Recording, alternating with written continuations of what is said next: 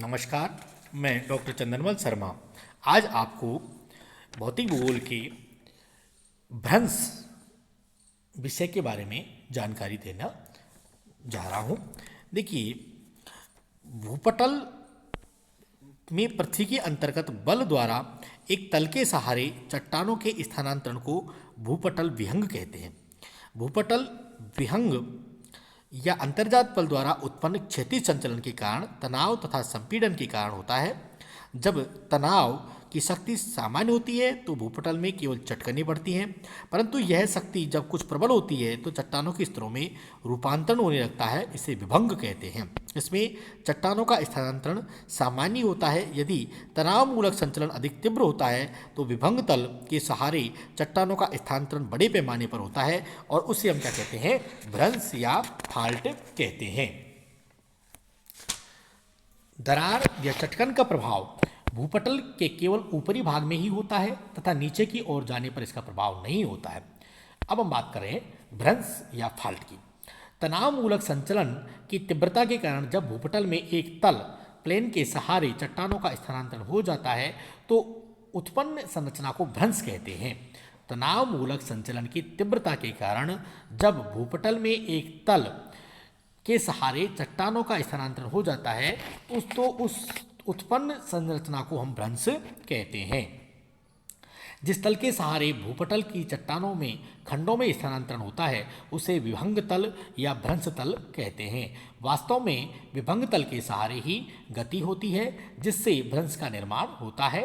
भ्रंश तल जिसके सहारे गति या संचलन होता है लंबवत हो सकता है, झुका हुआ हो सकता है, क्षैतिज हो सकता है, वक्राकार हो सकता है या किसी भी रूप में हो सकता है।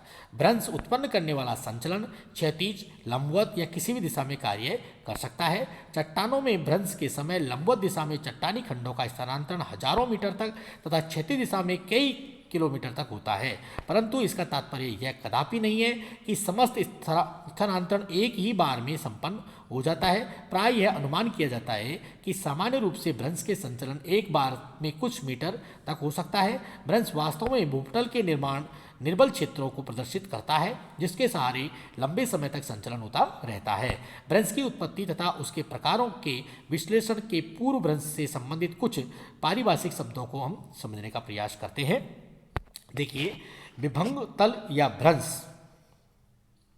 विभंग तल वह सतह होती है जिसके सहारे संचलन होने से चट्टानों का स्थानांतरण होता है। यह लंबवत, क्षैतिज, झुका हुआ, वक्राकार या किसी भी रूप में हो सकता है। भ्रंश नति। भ्रंश तथा क्षैतिज तल के बीच के कोण को विभंग तल की नति कहते हैं। उत्क्षेपित खंड, इस ऊर्ध्वपात पार्श्व भी कहा जाता है। भ्रंश तल के दूसरे और खंड की अपेक्षा ऊंचा भाग को उत्क्षेपित खंड कहा जाता है। अधक्षेपित खंड, इसे अवपात पार्श्व भी कहते हैं। ऊपर उठे खंड की अपेक्षा निचले खंड को अधक्षेपित खंड कहते हैं। यह पता लगाना कठिन होता है कि वास्तव में कौन सा पार्श्व या खंड गतिशील हुआ है। शीर्ष भित्ति। भ्रंश की ऊपरी दीवार को शीर्ष भित्ति या ऊपरी भित्ति कहा जाता है। पाद भित्ति।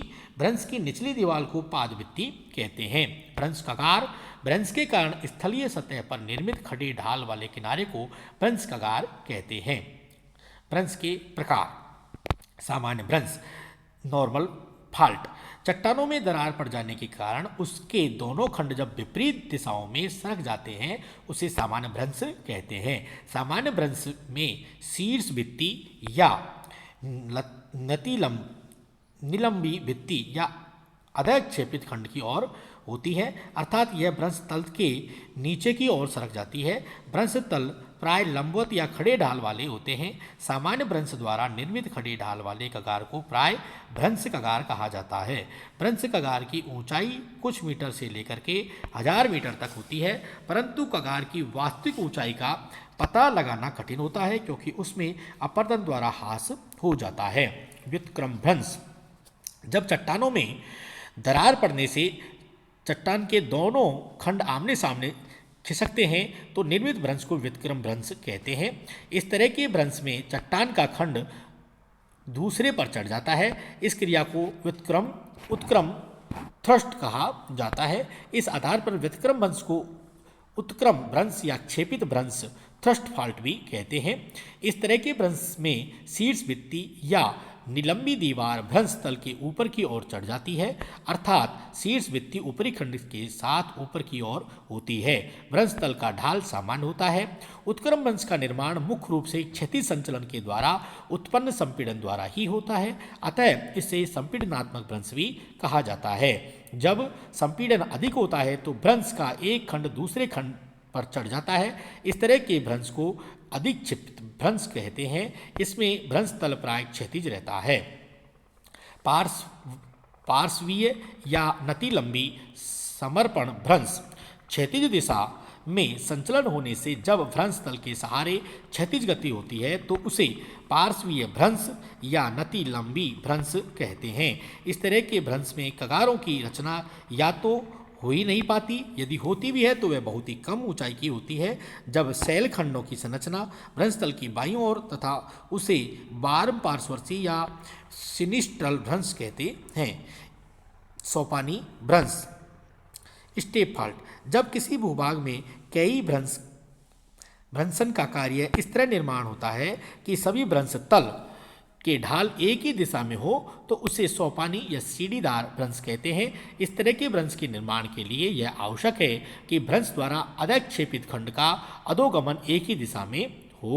भ्रंशन द्वारा स्थलाकृति का विकास भ्रंशन की क्रिया के द्वारा स्थल खंड का कुछ भाग ऊपर उठ जाता है तथा कुछ भाग नीचे चला जाता है। इस कारण कई तरह की स्थल रूपों का निर्माण होता है जिस पर अपर्दन तथा अनेक स्थल रूपों अंकित किए जाते हैं।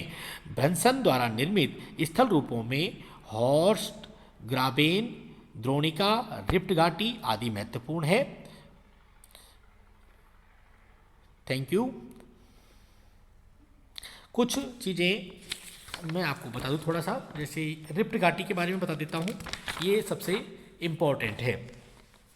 भ्रंशन की क्रिया द्वारा उत्पन्न रिप्ट घाटी या दरारी घाटी एक महत्वपूर्ण स्थलाकृति है। किसी स्थान पर जब दो सामान्य भ्रंश कई किलोमीटर की लंबाई में इस तरह पड़ते हैं कि उनमें बीच का भाग नीचे धंस जाता है और एक बेसिन या घाटी का निर्माण हो जाता है, इसे रिप्ट घाटी या ग्राबेन कहते हैं। ग्राबेन जर्मन भाषा का एक पारिभाषिक शब्द है जिससे एक घाटी या नादनुमा गड्ढे का बोध होता है। ग्राबेन तथा रिप्ट घाटी में अंतर नहीं होता है। अलग अलग भागों में इसे रिप्ट घाटी या ग्राबेन के नाम से संबोधित करते हैं। यदि सूक्ष्म दृष्टि से अंतर किया जाए तो ग्राबेन रिप्ट घाटी में आकार में छोटी होती है, परंतु यह अंतर नगण्य तथा दोनों स्थल रूपों को समानार्थक ही मानना चाहिए। रिप्ट घाटी का निर्माण उस समय भी होता है जबकि बीच का भाग स्थिर रहे और अगल बगल वाले भाग ऊपर उठ जाएं। सामान्य रूप से रिप्ट घाटी लंबी तथा संकरी परंतु अत्यधिक गहरी होती है। राइन नदी की रिप्ट घाटी एक प्रमुख रिप्ट घाटी या ग्राबेन है जो कि बशेल तथा बिंजेन नगरों जर्मनी के बीच 320 किलोमीटर की लंबाई में तथा 32 किलोमीटर की चौड़ाई में फैली हुई है। इसके एक और बासजेस तथा हार्च पर्वत तथा दूसरी ओर ब्लैक फॉरेस्ट तथा ओडेनवाल्ड पर्वतों का विस्तार है जो कि होस्ट या ब्लॉक पर्वतों के उदाहरण उपस्थित करते हैं।